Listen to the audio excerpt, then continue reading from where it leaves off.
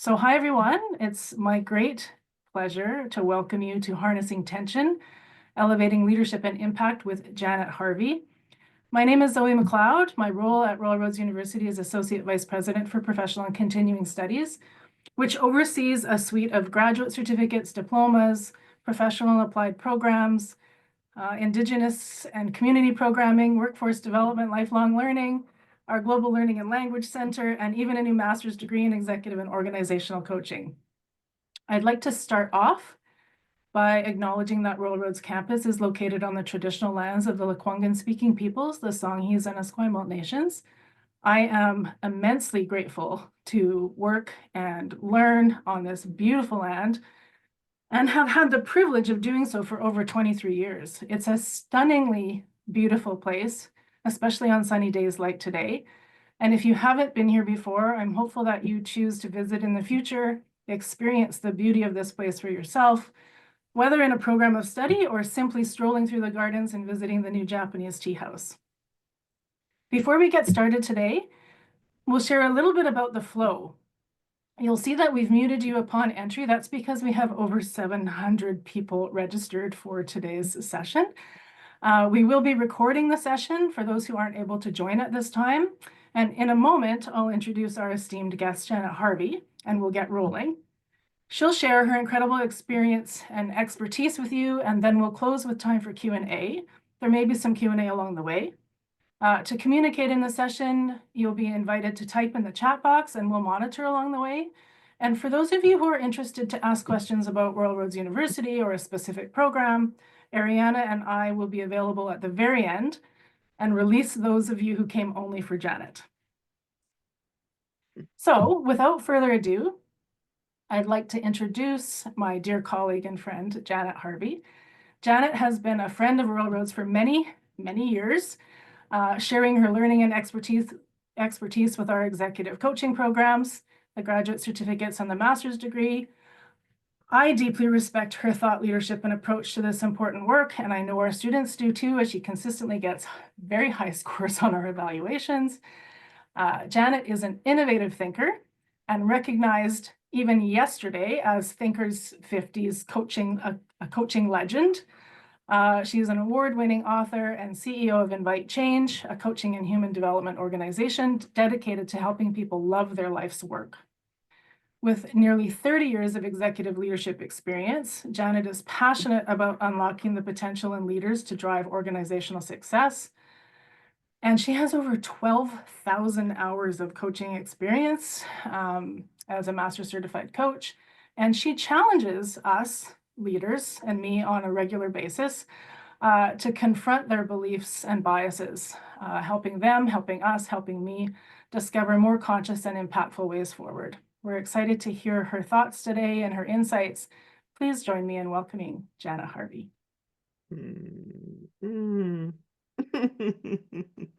Such a joy to be here, Zoe. Thank you. Thank you once again for inviting me to come back and to create a space for all of us to hit the pause button on what's going on in our crazy world. I've been on the planet long enough to realize that it never does slow down. Oh, we'll get a break soon. I don't think so. I think what we're all learning is how to tune our vibration up another octave, if you will, and finding ways to be more deliberate. One of the things that I said to the 508 class a couple of weeks ago, I think I might have left them speechless. So if I do that for you, my apologies in advance. But I think about these things quite deeply. And the first thing I said to them was, it's really important to know the bias of the person you're listening to, because you have one too. And I welcome it. So allow this to be a time that you feel a little bit of disruption, but not so much discomfort that it keeps you from being engaged with the material. Being human has no destination. So the structure people in the room, the ones who like goals, who like achieving goals and being driven to perform, I wonder how that lands for you. Being human has no destination. And as my parents said to me when I um, began to have family, they said, humans don't come with an operator's manual either. So just because you think you know something about parenting from us being your parents, maybe not so much. It really requires, being human requires conscious, deliberate intention. In my vocabulary, that's about connecting to the emotions and the physical experience I have of being a human. Not so much up here. In fact, many of you probably know this. The body always knows first. We're going to play around with that a little bit today. That conscious, deliberate intention has another necessity, which is to come from wholeheartedness. Can we imagine what it is to continuously living into more of who we are? Without that, we don't create a thriving humanity. It will not manifest. It takes every one of us. And whatever it is that your spiritual or religious tradition is, God, universe, source, somebody gave me that, Gus. It's a nice way to bring it all together. This is magnificent that we get this opportunity to incarnate in a human body and have an opportunity to be in service to each other. I know we don't always do it well, and it is the aspirational goal. And this is why I say job one for leaders in organizational life is to shape a world where people love their life's work. If we are connected to the center of who we are, to the essence of who we are, and we have an environment where that's respected and we're given autonomy to act on our competence, this is what creates the state of belonging. We've heard so much in the press about DEI programs don't work, or we shouldn't be doing this. It's just as bad as not having the programs at all, which of course is missing the whole point. Diversity is a fact, full stop. Just look at the screen in front of you. Diversity is a fact. The work is about inclusion. Can we move past our tension of difference in favor of curiosity, maybe even beyond curiosity in favor of wonder? Now, I define wonder as rapt attention that something astonishing will emerge. This is what I hope to do with you today. And so with that, I want to give you an opportunity to check in a little bit with yourselves. I'm going to go ahead and let's share some slides. And I think that either Zoe or Andrea are going to put these into the chat for you, for those of you that like to download and have an opportunity to write as I go along. Is everybody seeing the slides all right? Can I just get a thumbs up? Awesome. Thank you. All right. How are you showing up today for this session? I'm showing up with my own land acknowledgement. I live on Whidbey Island, which is the location where the Swinomish came every season to celebrate in the longhouses. It's actually right out my window to the left. And when I look out the window to the right, I can see Vancouver Island today. So I kind of feel like I'm hanging with you.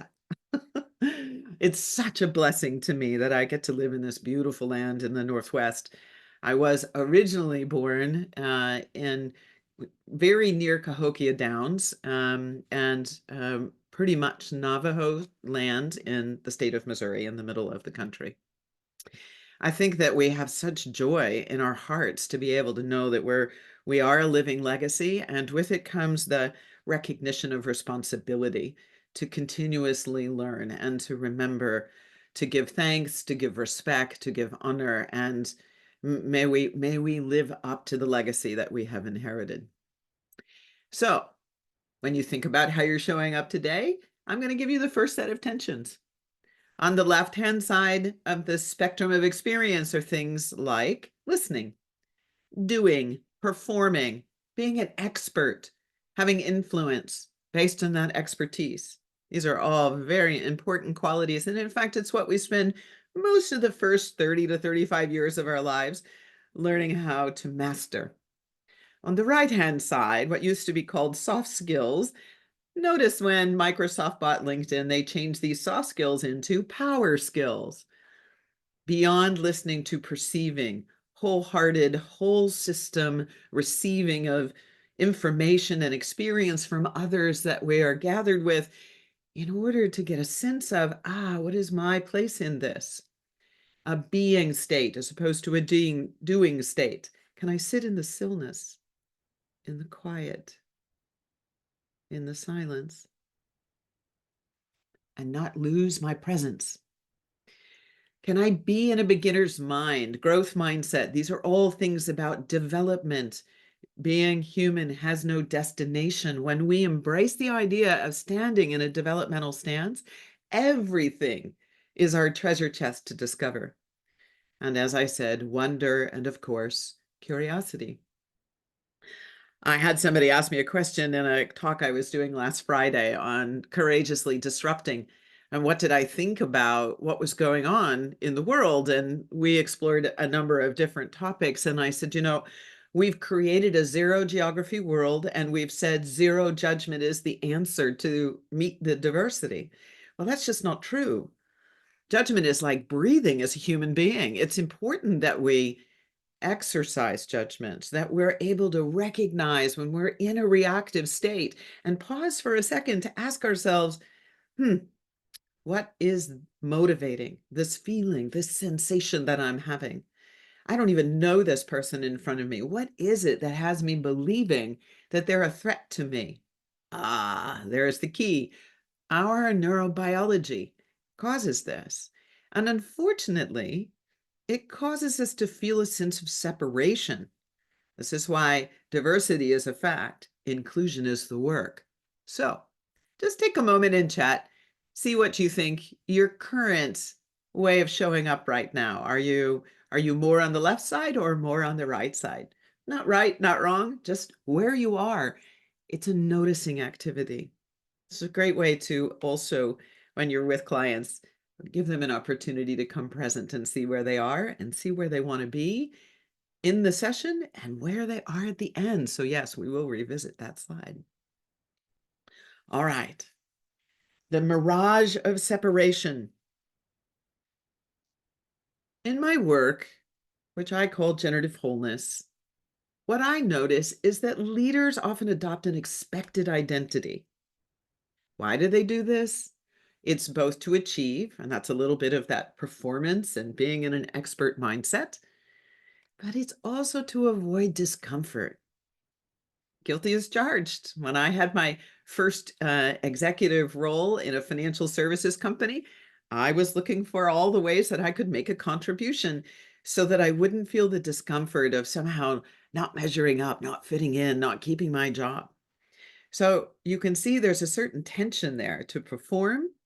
But was I always performing based on what was mine uniquely to give? Or was I performing based on an outer referenced foundation? In other words, the problem is doing this denies the authentic self. And I will humbly tell you that the moment I was standing on my back deck, I'm 14 years into my career at this particular organization, and I realized they're about to fire me. And I knew exactly why.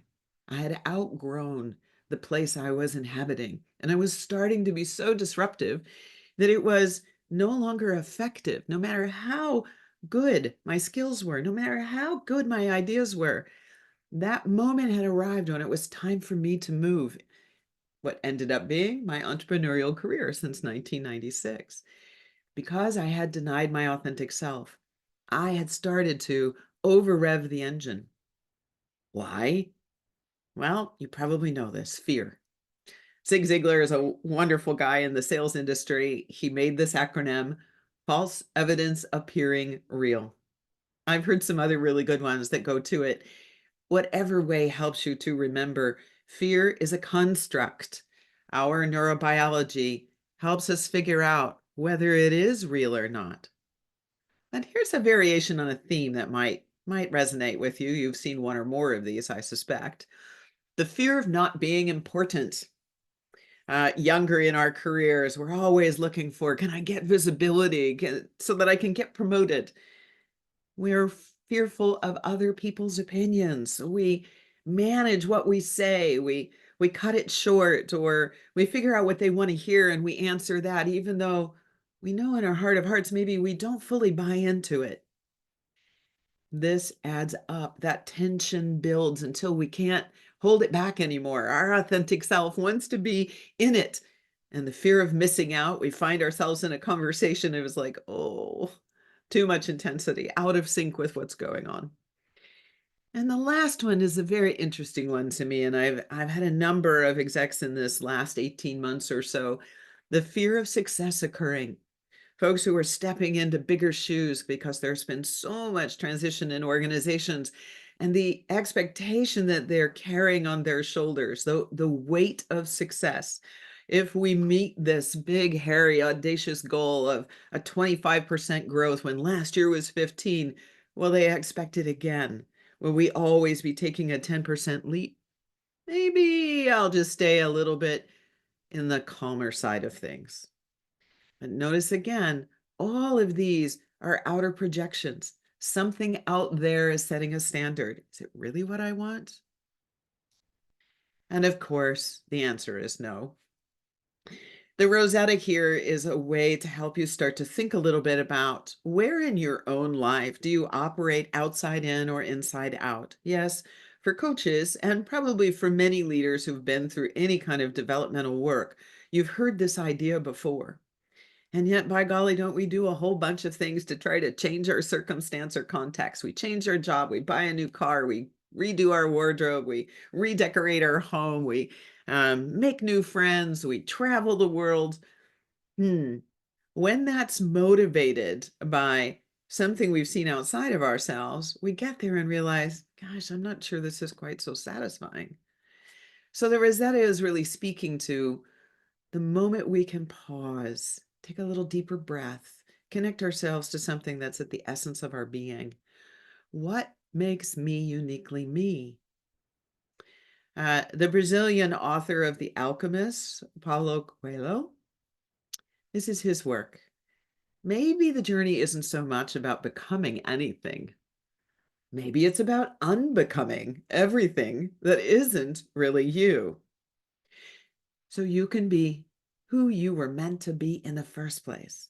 What I would tell you in my own life is that as I began to live this idea that I had built a persona, an identity, um, a way of walking in the world that wasn't true to who I was. And I was carrying that internal tension of not ever sure that I was really being seen and valued for who I was.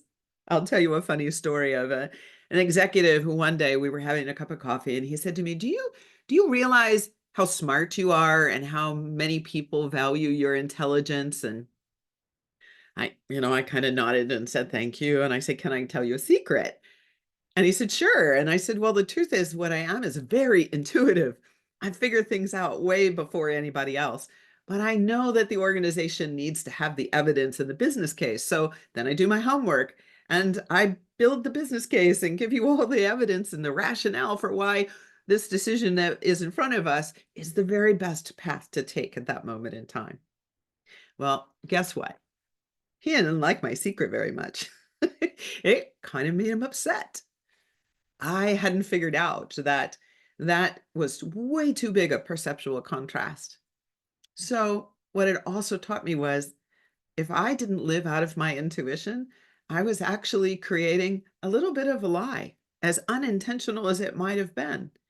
And to have been transparent about it would have allowed me to have much more relationship with other people and more teaming occurring in the organization. Something I have taken into my building of the business I now run.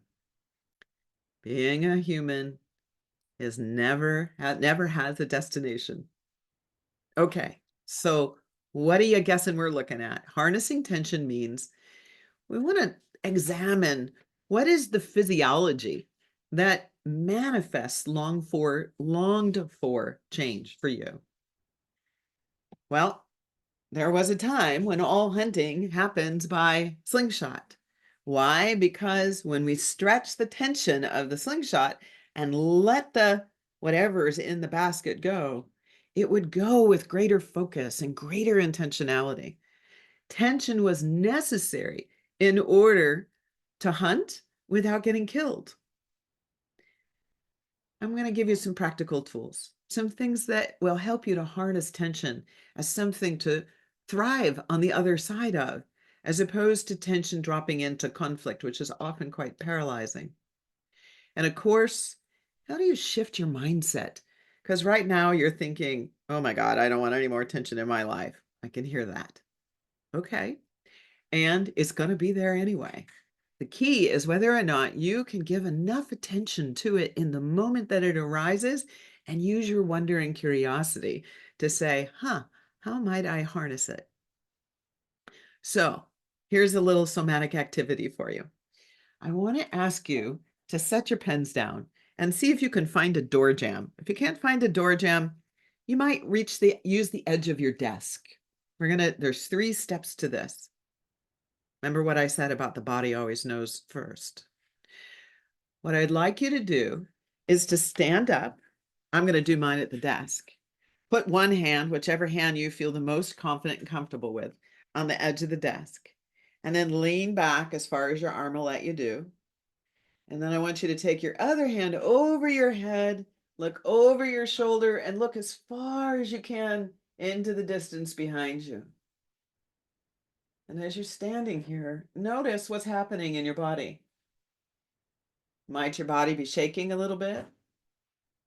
Might you be feeling a little bit of hesitance, like, oh my gosh, I don't know how long I can hold on? Might there be an emotion that's arising for you?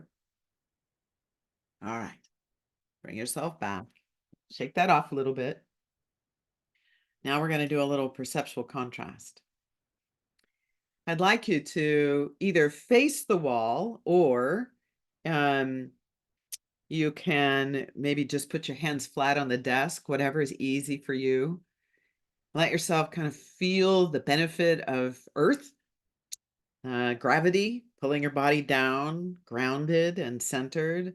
And then lean into the desk or lean into the wall if you've got your hands up with your elbows flat. And once again, notice the body. This might be good to even soften your eyes a little bit. You don't need to worry about the camera. What is this physical sensation and this emotional activation? And notice the difference between the two. Again, not right, not wrong. But in one case, we're wide open, leaning away, leaning out. And in the other case, we're a little more closed. We're leaning in.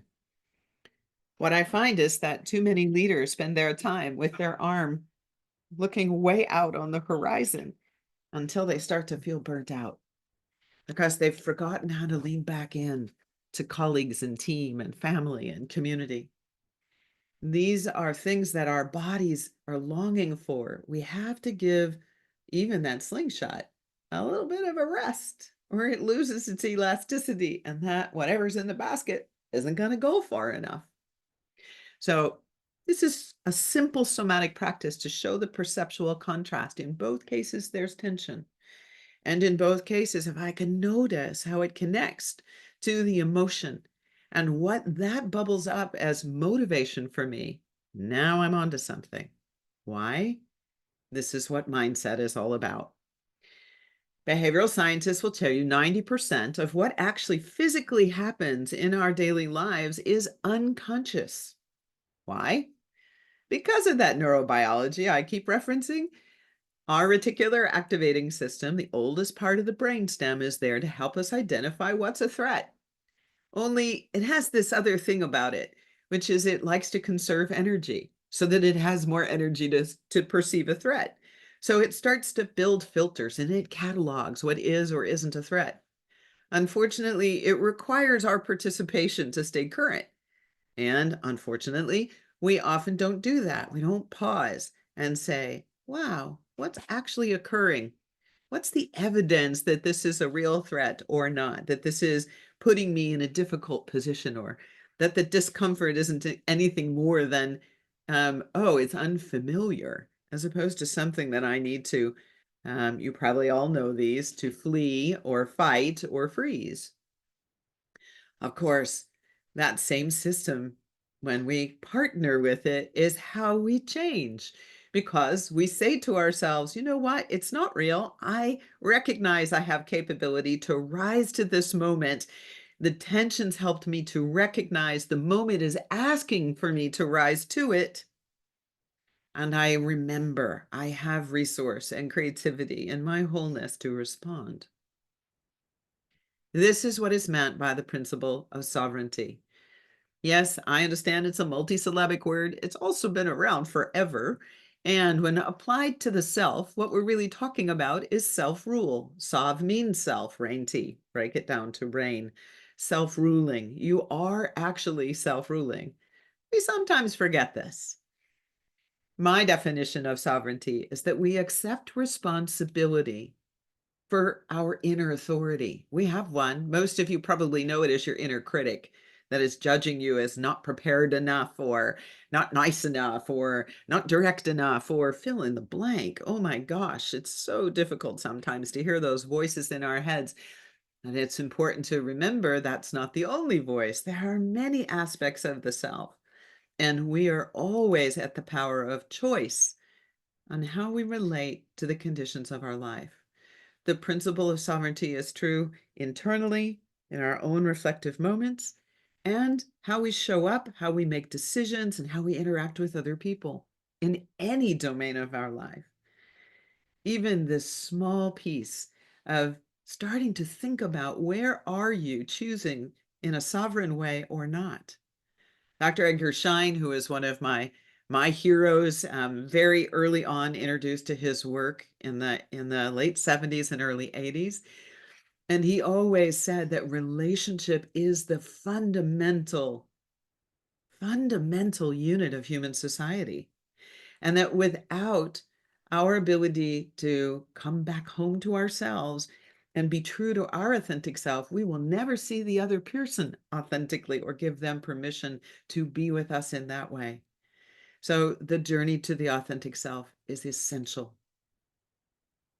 Now, what happens in the workplace? I'm going to give you a particular leadership dilemma to play with this time. And you've probably heard yes and. It's a wonderful technique that comes out of improvisational theater. And they get a word from the audience, we say yes and describe something and pass it on to the next person, and they keep going. It's always quite humorous.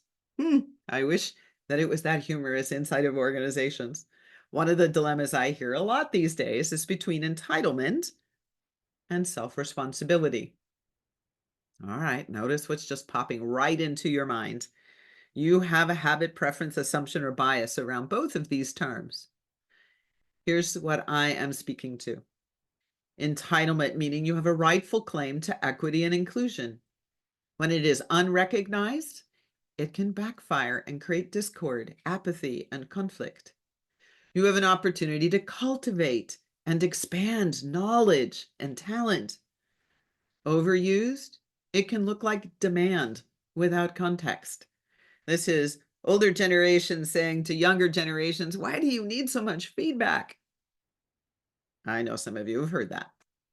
On the other side, self-responsibility, the freedom to be fully expressed and contributing, unchecked. This can overstep authority and create risk, most often because not knowing, and an expectation that they should know. Oh boy, I did fake it till you make it early on in my career, but the stakes weren't as high as they are today, 30 years later. Self-responsibility also is about empowered to take action and thriving with autonomy.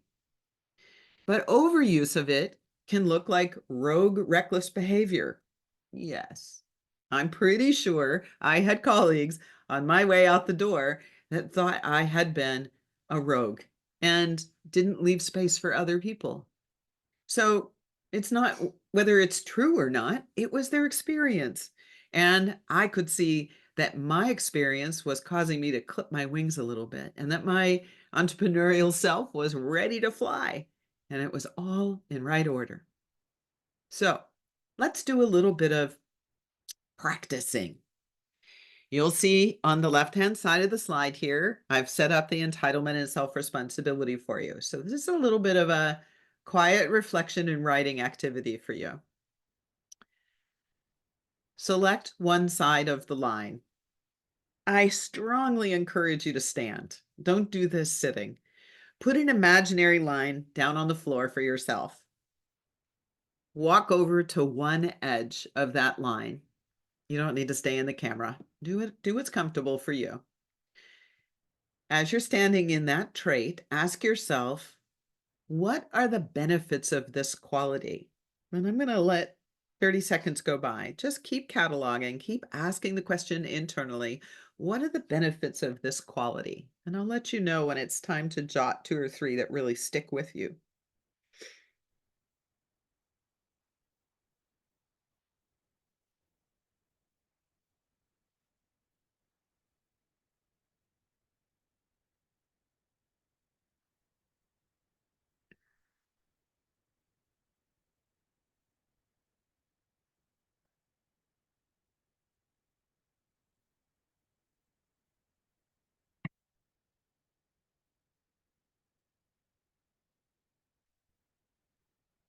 Okay. On your paper, jot down the qualities that you think are the benefits. Just 2 or 3 will do. Now, staying in that same position, answer this question for yourself. What are the consequences when that quality is taken to an extreme? This will feel less comfortable. Stay with it for the full 30 seconds. And just, if you get stuck, ask yourself the question again in your head. What are the consequences when this quality is taken to an extreme?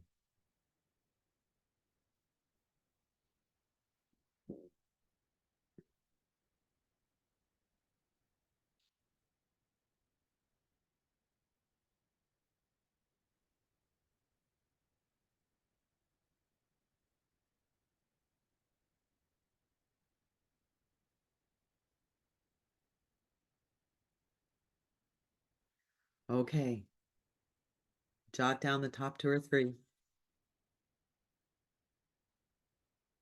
And once you've written, shake it off. And walk yourself over to the other end of the line. The other quality that's here. So if you did entitlement, you're now doing self-responsibility. If you started with self-responsibility, now you're doing entitlement. And we're going to do the same thing. So stand solidly in that end of the line and ask yourself the question, what are the benefits of this quality? And another 30 seconds for you.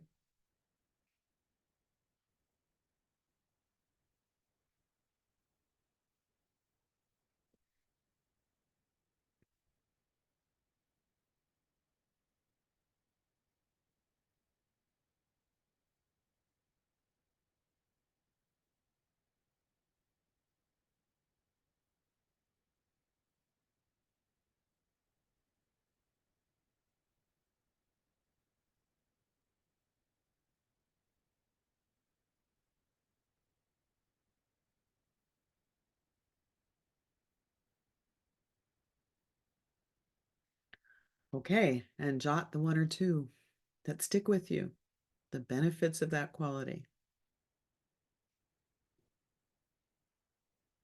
Put yourself back in the position again. And now ask the second question. What are the consequences when this quality is taken to an extreme? If you get stuck, just ask yourself the question again. Keep listening to the body.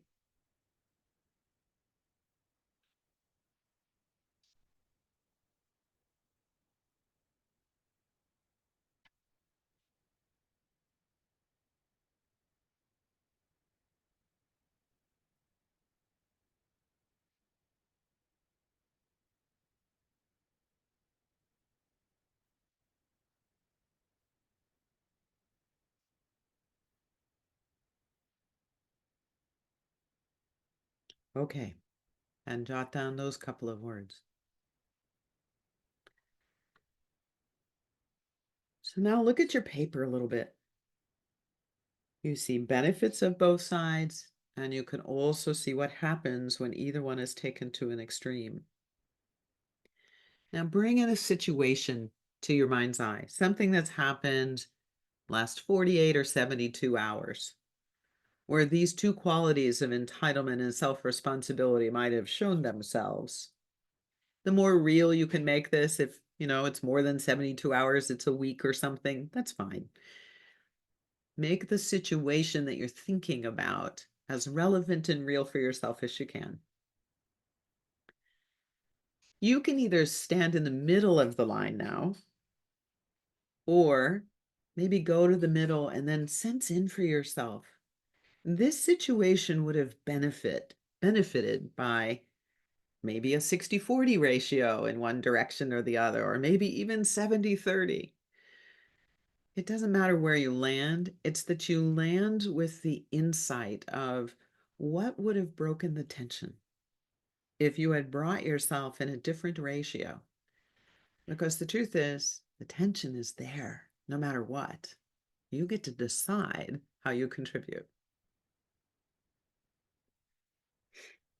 So I'll give you a little bit here to find your place to stand in. Noticing where in your body you might be feeling it. It's like, oh, it's better a little more left. Oh, no, maybe it's a little better more right. Let the wisdom somatically inform you.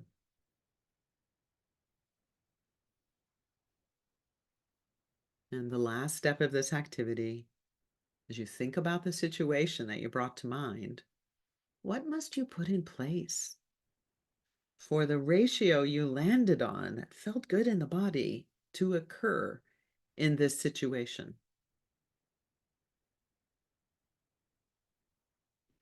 We will get some time for a discussion on this one, but I'll let you just take a note or two about what pops to mind. Don't overthink this. Let this just come bubbling up to your awareness through the body and the emotion.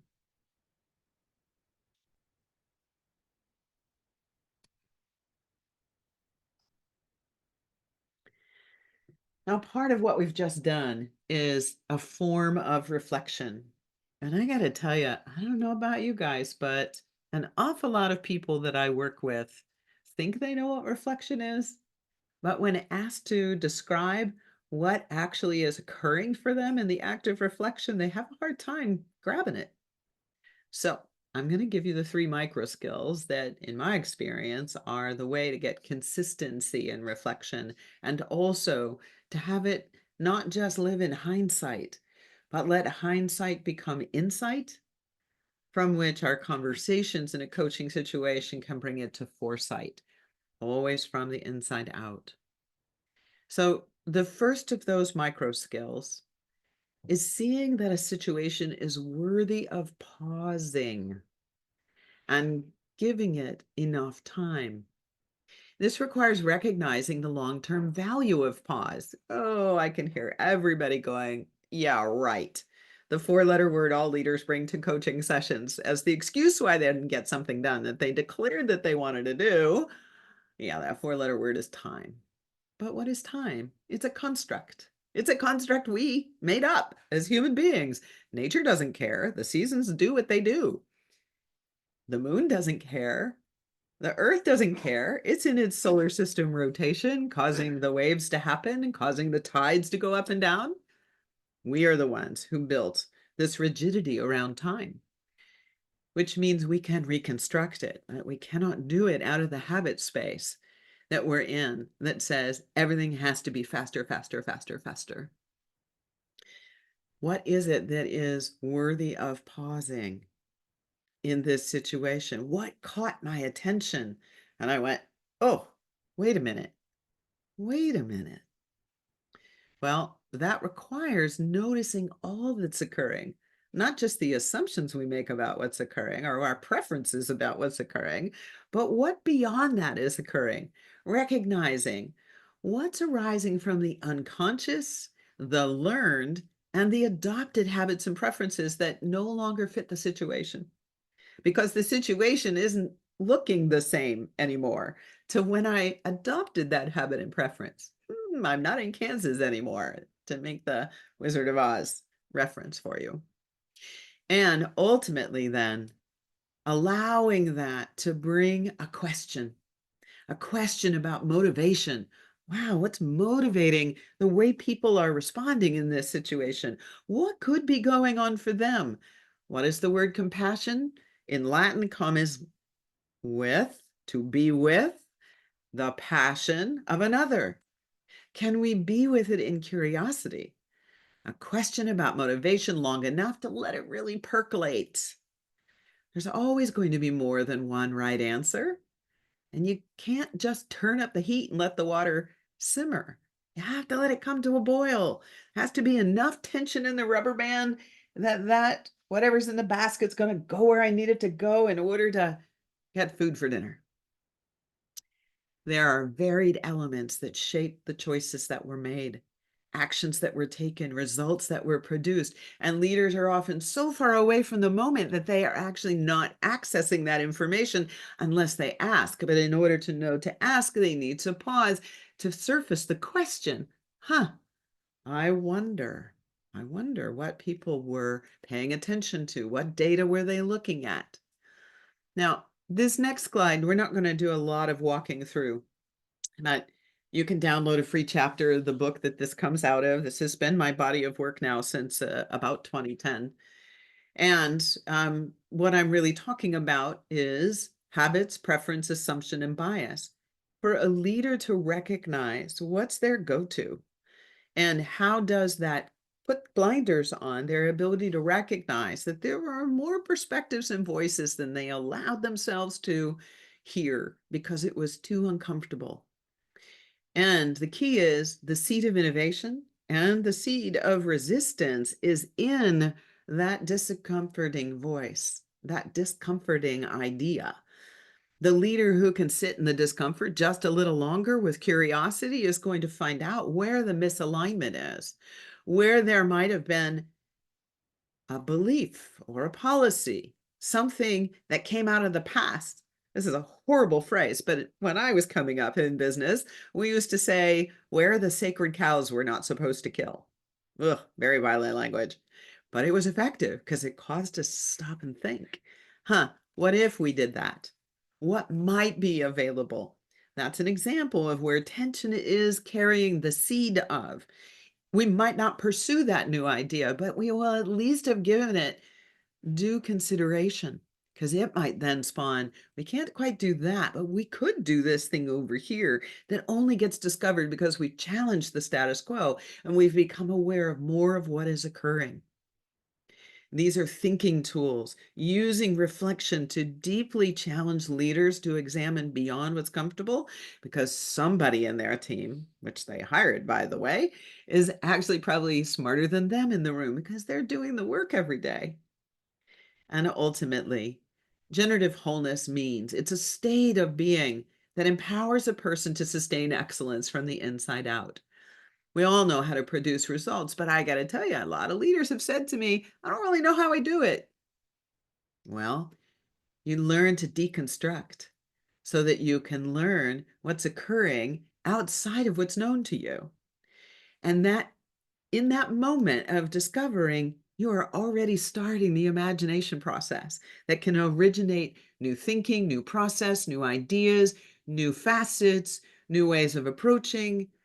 Now, that's not good enough. You still have to make those practical and tangible. You have to translate them. And that's the create function.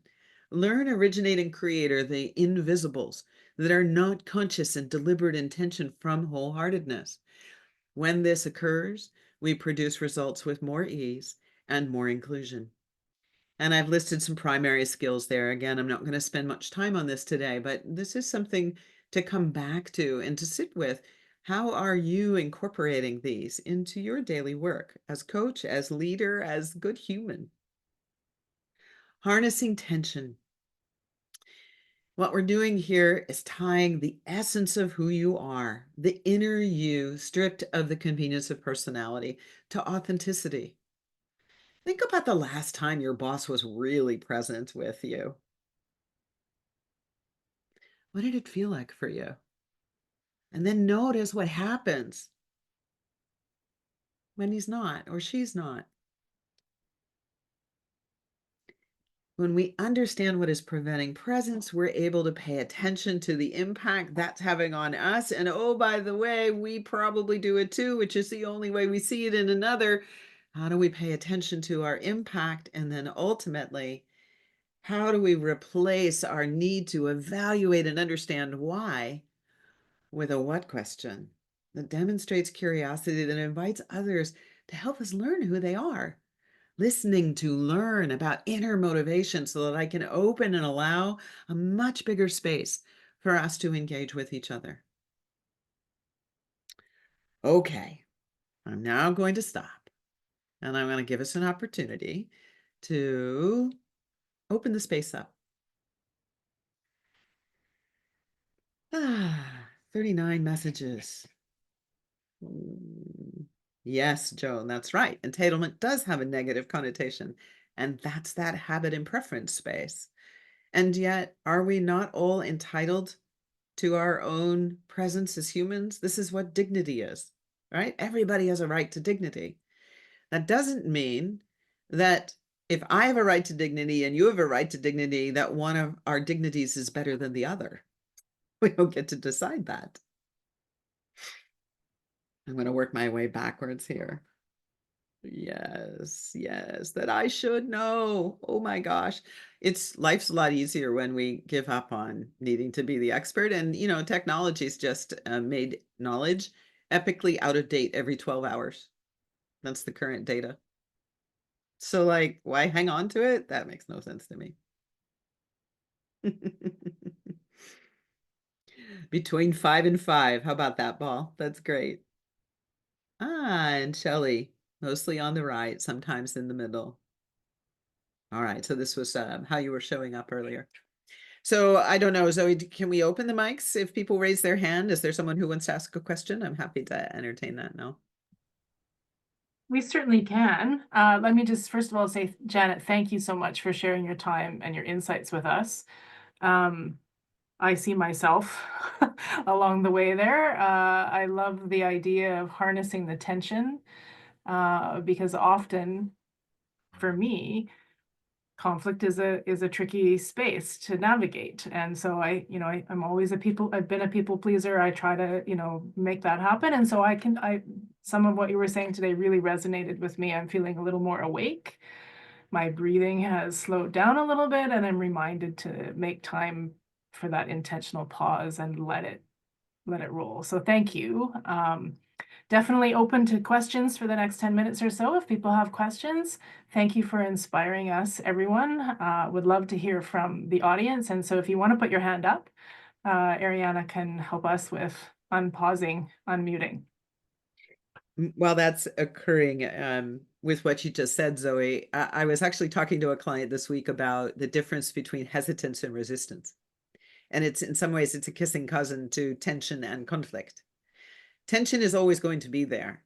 When we ignore it, we're causing the sympathetic system to go into overdrive. And we see 1, 2, 3, 4, 5, or 6 incidences, and all of a sudden we're now in conflict with this person. And it's ugly. And we have a lot of healing to do to get back to something that feels like trust. Rewarded vulnerability, Tim Clark's work on psychological safety, is how we can take tension in the early going and apply curiosity to it to bust up the assumptions that are causing this problem in the first place. We don't see each other clearly. Tension and hesitance are together. I'm hesitant to challenge your thinking because you might get mad at me. You won't like me. Gosh, if we just said, you have a right to the way you live your life. I have a right to the way I live my life. Now let's talk about what we're talking about. It's not personal. The hesitance allows us to burst into imagination, to originate a conversation, and we never get to the resistance. This is what change leaders make the mistake about all the time. They're up here in this highfalutin idea and forget to come back down to, how do I make this internally coherent for this person that I'm talking to, so that they can find the way back to the pause and the calm breathing and the parasympathetic system that allows our executive functioning to actually work. Awesome. I'll just get right on that. That sounds so easy. I mean, it really is easy, right? Listening. I see Paul has his hand up, so we'll start with Paul, and then there's a few questions as well in the chat that we'll come back to. Okay. Thank you, Zoe, and thank you, Janet. Love Mhm. listening to you teach like this. Aw. And this time, different than when you were teaching with us at Royal Roads, I'm recognizing a lot more of a somatic influence, not just in having us go through a little exercise like that. And so I'm curious about how that kind of somatic questioning comes across with the executives that you're working with. They delight in it. I think it's because they use their brains all the time. And, frankly, some of this has come out of, I've had execs who call me and say, why do my leaders tell me that you make their head hurt when I check in about the coaching? And I realized that I was doing a lot of very complex reflection, hindsight, insight, foresight kind of work, using language, and not enough work at the emotional and the somatic level. And so I started to take some of these ideas, and I've made up some of these somatic activities simple on purpose because they don't get enough time to get in their bodies. They spend all the time, like most of us, behind the screen. When you stand up and sit down and move and stretch and check in based on some prompt, there's a whole other level of wisdom that shows up. I started experimenting with it in my own coaching. Like, can I get still enough in a session and trust enough? This is an idea from Nancy Klein on generative listening, to leave 3 or 4 seconds of complete silence after a client speaks. And trust that if they want to pick up one more piece, they will. And if they don't, we're honoring what they've just said in the quiet. And it makes my question much simpler when I come towards them to say, and what did you just experience of yourself that's relevant to what we came here to address today? And it moves them right into whatever is the next layer of what it is they came here to learn, discover, and ultimately make actionable for themselves. And it's going to come from deep in the cells of the being instead of a manufactured idea. Far more important to sustainability. So I firmly believe that the body knows first, and I'm having a fabulous time with leaders using this. It's been easy. Well, I And appreciate that. Thank you. oh, sorry, couldn't see you, Paul. I lost you somehow. But anyway, Beth is asking if you could speak to navigating institutional change that is necessary to find the balance between entitlement and self-responsibility. Oh, such a big question in 6 minutes.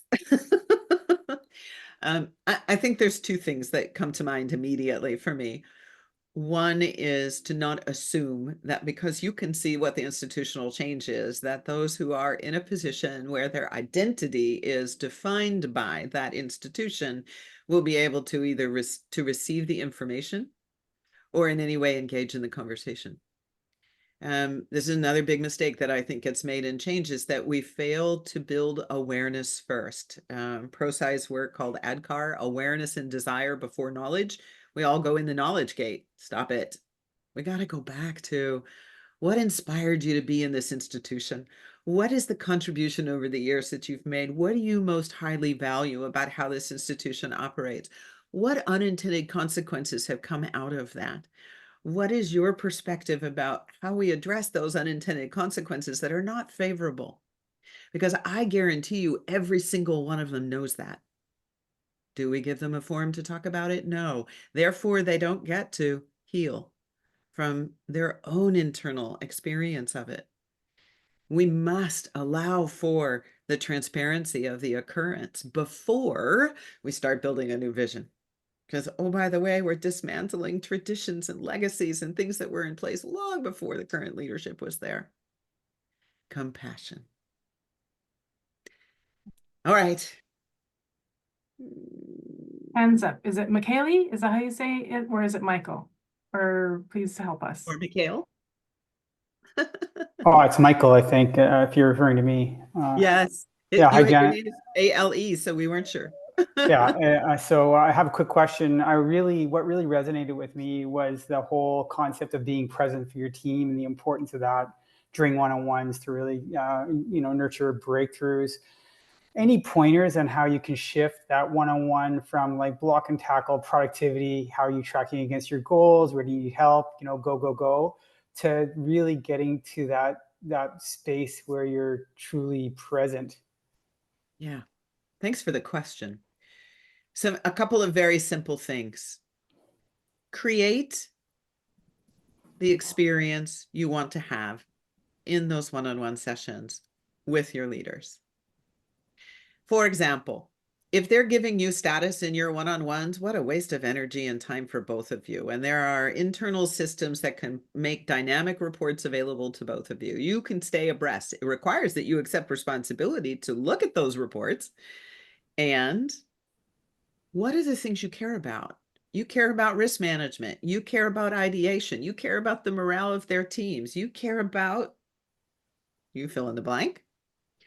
What questions are you challenging your leaders to show up to those meetings ready to have you discuss with them? Are they doing pre-reads for you so that they're framing their thinking, which gives them an opportunity to be visible to you, demonstrating their best acumen? And now you're starting from a much higher place. Ah, yes, I see where your thinking is going here. And I recognize you're missing a whole piece of information. Shall we spend a little time here? So the way you construct the environment, what you focus on, and how you leverage and lean into their skill and acumen so they lean into yours makes a huge difference. Don't do it by default. Do it together, and do it in a way that furthers what's in the foresight as opposed to hindsight. Okay, great. Thank you. Well, thank you, everyone. I know that we are at 2 minutes, 1 minute too. So instead of continuing to answer questions at this time, we'll save the chat and we'll look and see if there's ways that Janet can answer those questions in our email out to you. And thank you so much. For those of you who are interested to stick around or had planned to stick around and ask questions about Royal Roads programs, please stay on. And for those of you who are on your way out into the organizations or one-on-ones with your teams who needed this little jazz up before you got there, have a wonderful day, have a wonderful week, and thank you again so much, Janet. You bet. My pleasure. Thanks, everybody, for your attention and participation.